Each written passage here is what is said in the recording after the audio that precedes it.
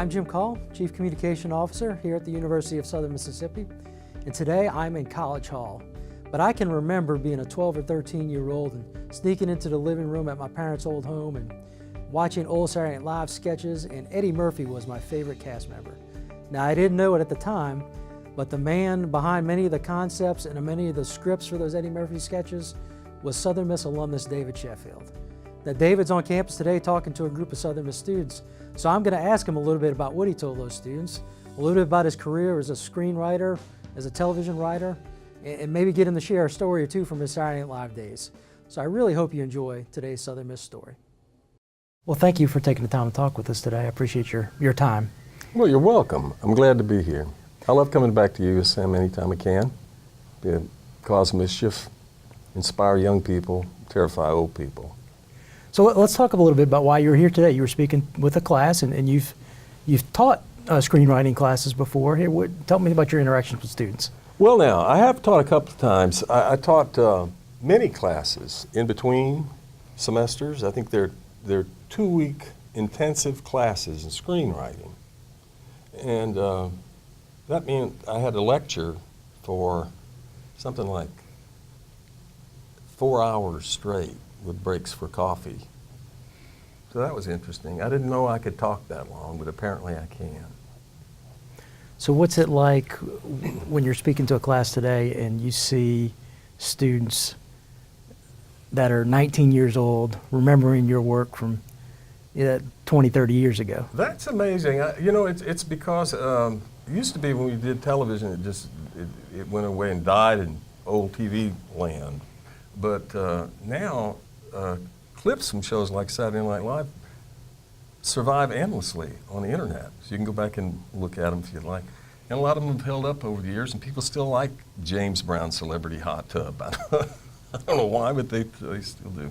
Let's talk about some of those sketches and the ideas. So James Brown's Celebrity Hot Tub, how'd that one come to be? You know, I did the show for 3 years. And left there as a supervising producer. My partner Barry Blaustein and I left the show in '83, and we had a deal though where we could continue to write sketches from LA, and we just send them in and they'd do them. And we're sitting in LA in a hot tub, and and I don't know, one of us stuck our toe in the water and went, ow!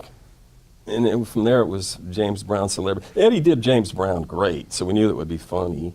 And then when they did the sketch, we thought, well, we might get away with that. And it was hilariously funny, and people still like it now. I get a lot of all the sketches I ever did, it's James Brown Celebrity Hot Tub that seems to have stuck. Mr. Robinson's Neighborhood? Yes. Mm-hmm. How'd that one? We had to fill a hole in the show the night before. We were short. You know, the show was written on the hustle, and we needed another sketch for Eddie, and I think he suggested it, and we just wrote it up that night and went right on the air with it the next day. Buckwheat? Buckwheat. Yeah. I did the entire Buckwheat trilogy.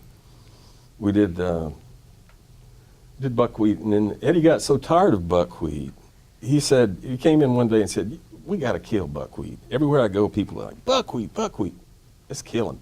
So we did the assassination of Buckwheat, and it became a satire really about all the grim assassinations and assassination attempts that the country had gone through. And we based the assassination of Buckwheat on the attempt on Ronald Reagan, which had happened just briefly before that. We shot it shot for shot just like the Reagan attempt, with the Secret Service guys jumping on top of it. Then we did that, and then we did another show the following week all about Buckwheat's assassin, also played by Eddie. And then he was killed, and we did a show about it went from, and then it ended with a whole show about Buckwheat impersonators, based on Elvis impersonators. That was fun. And Buckwheat sings? Buckwheat sings. I was the only one for some reason who could write in Buckwheat. You know, Eddie did it, but the way he talked, I was the one who could type it that way? Yeah, and we ended it with, it was a record commercial, you know, Buckwheat sings and all that. And at the end, I wrote this thing for Don Pardo, the announcer, to do, and he said, send $5.99 to buckwheat, box 30 New York, New York. I don't know why it's still funny. I guess just is. So what was it like being from Mississippi to going to New York, going to Hollywood? Well, I felt like an outsider at first, and I was treated that way for a while. Some of the people at Saturday Night Live decided that because I was from Mississippi, that I was a racist, which really offended me. And I'd written a couple of sketches that they thought were, they were racial, but they weren't racist. And then when Eddie Murphy saw them, he said, "Oh, that's funny. Let's do that." And then it was fine. But I met some headwinds. People that just assumed, because of where I'm from and how I talk, that I was a racist. That's just, it's regionalism. You know, it's a form of prejudice, I think.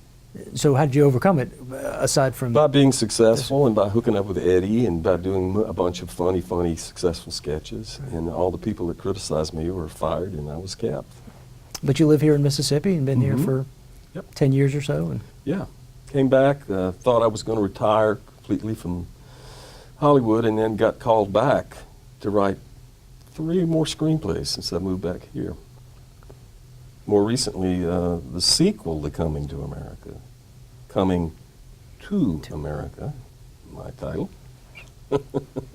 And we're hoping that'll get made. We don't know. You know, they keep telling us it will. Maybe by the time people see this, it will have been done. I'll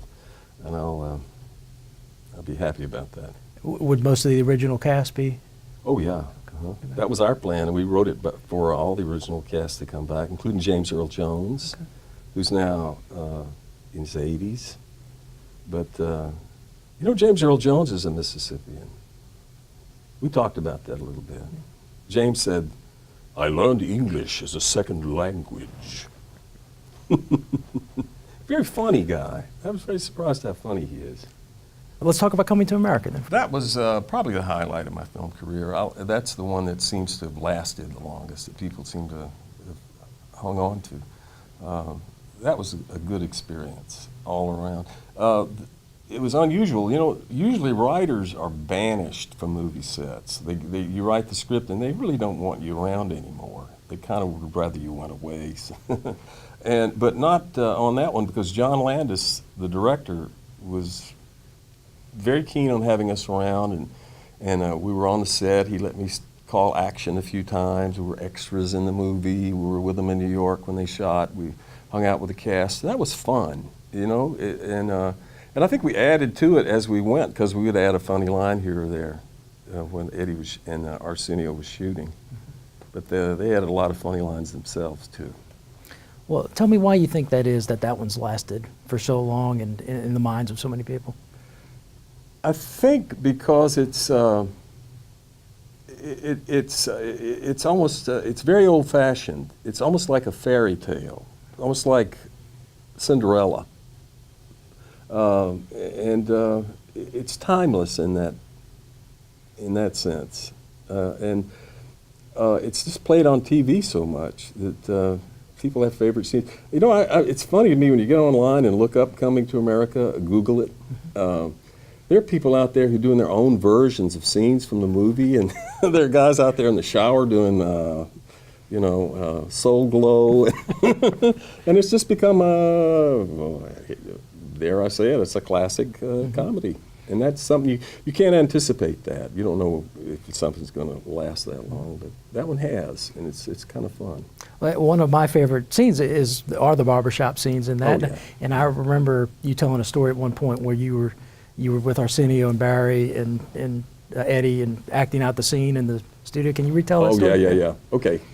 We had to write the script in 5 weeks in order to make the schedule, in order to get it shot, in order to open the following summer. So we're in New York, working at what was then the Gulf and Western building. It was a Paramount picture. They owned Gulf and Western, or Gulf and Western owned them, one way or the other. So we had an office there, and we were working with Eddie and Arsenio on these characters. And the way we worked is the same way we worked at Saturday Night Live, which is out loud. You don't just sit and quietly write. You talk in the voice of the characters as you're going. So we're over there, and Eddie and Barry Blousy, my partner, and Arsenio and Eddie and I are over there, and we're all talking like these old guys from the barbershop in real loud voices. Well, there was a famous screenwriter in the building who had an office down the hall from us, Paul Schrader, very serious guy. Paul Schrader, of course, wrote Taxi Driver and directed. Serious guy. He was there working on something. We're over there going, pound for pound, Joe Louis, the greatest fighter ever lived. And Eddie saw talking like that. We're all shouting like that. And Schrader sent his assistant over and said, could you please ask the cleaning crew to hold it down? So, but that's a way to work when you're doing comedy. Mm-hmm. You do it out loud in character. Mm-hmm.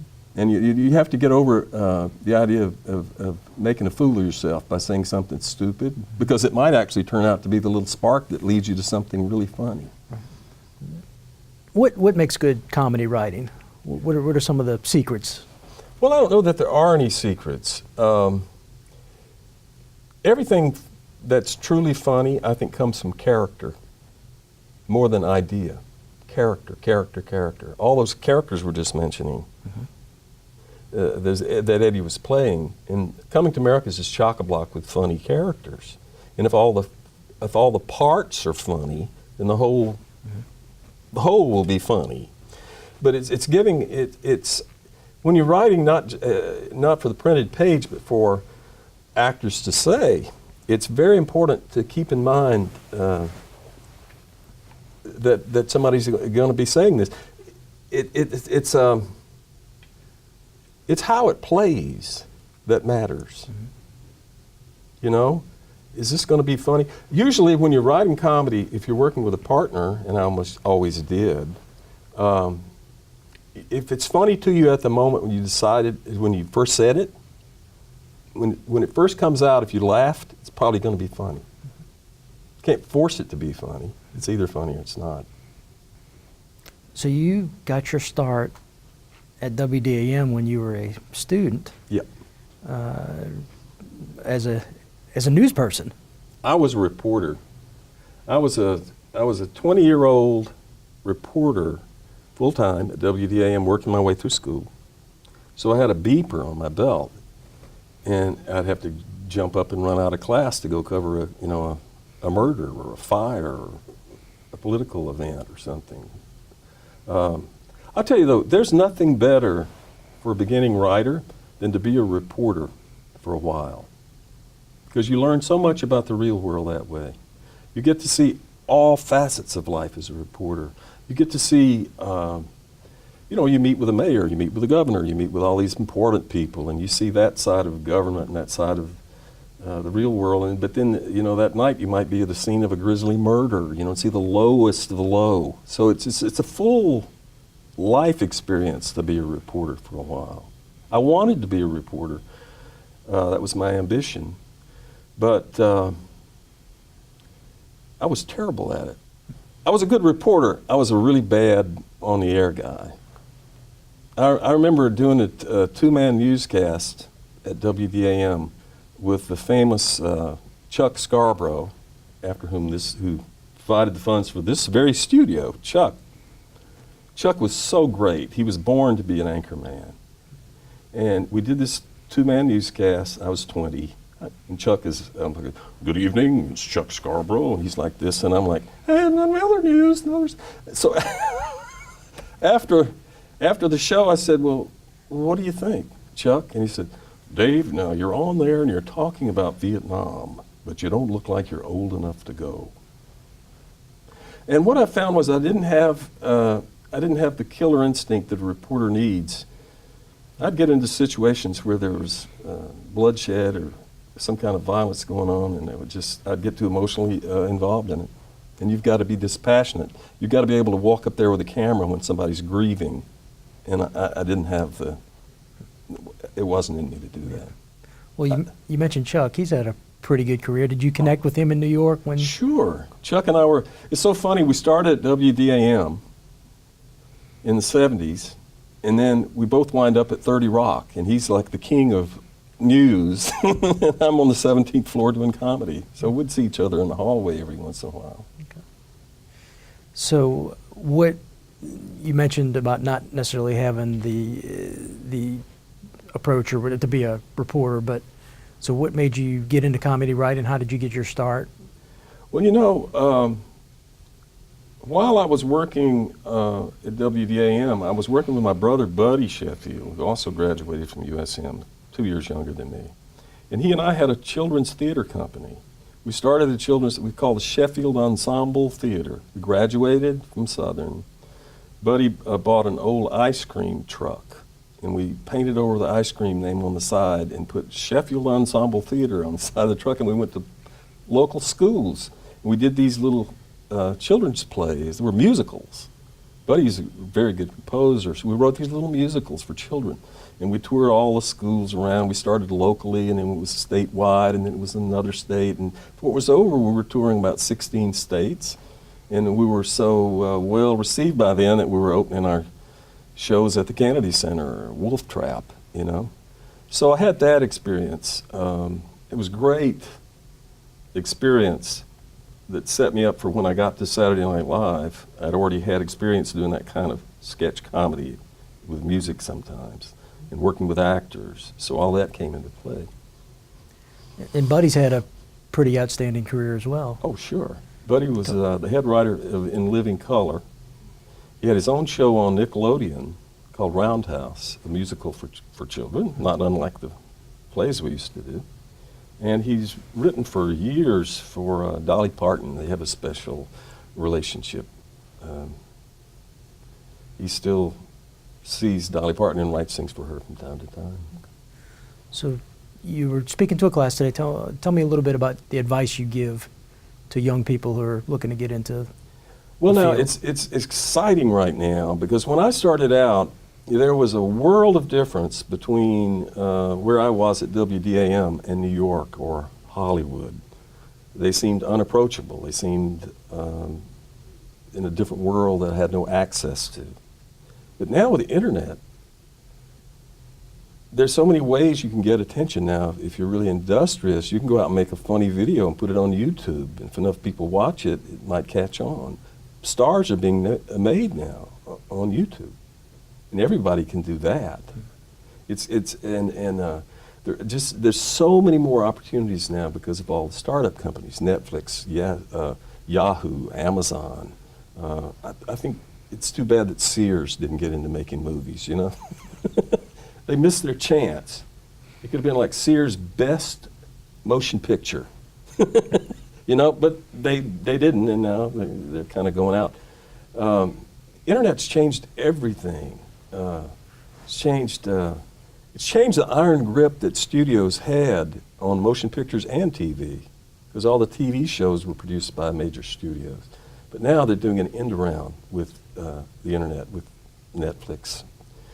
And people who are producing for Netflix and those internet startup companies have a great deal more artistic freedom than we were allowed in the studios or at the networks. Do you ever think about what you would do with all that freedom that if you would have had that? Yeah, all those things they wouldn't let me do before. I've got a trunk full of them. So what are you up to today? Tell us a little bit about Well, you know, I've started writing plays again. That was my first ambition. I wanted to be a playwright. I wanted to be Neil Simon, but nobody could be Neil Simon, but God bless him, Neil Simon. I just lost him the other day. Did my first play at Southern. Wrote a one-act play. I was a theater major, and we put it on. A friend of mine directed it. And it was amazing to me. I mean, that's the first time I got to sit in the back of a room and hear people laugh at something that I'd done. And while I was sitting dark and anonymous. And I liked that sensation. And so I'm back to writing plays. I wrote a play that I did down on the coast. It's Center Stage down there. It was a look back at my early career as a manager of the Henry Hotel in Oxford in 1968. I was a 19-year-old manager of that hotel. So that was the basis for my play. And people seemed to like it. We had a good run and, you know, standing ovations and lots of laughs. So I'll probably take it somewhere else. And I'm writing another play now. I'm just going to keep churning them out until I get some more up and running. I love doing it.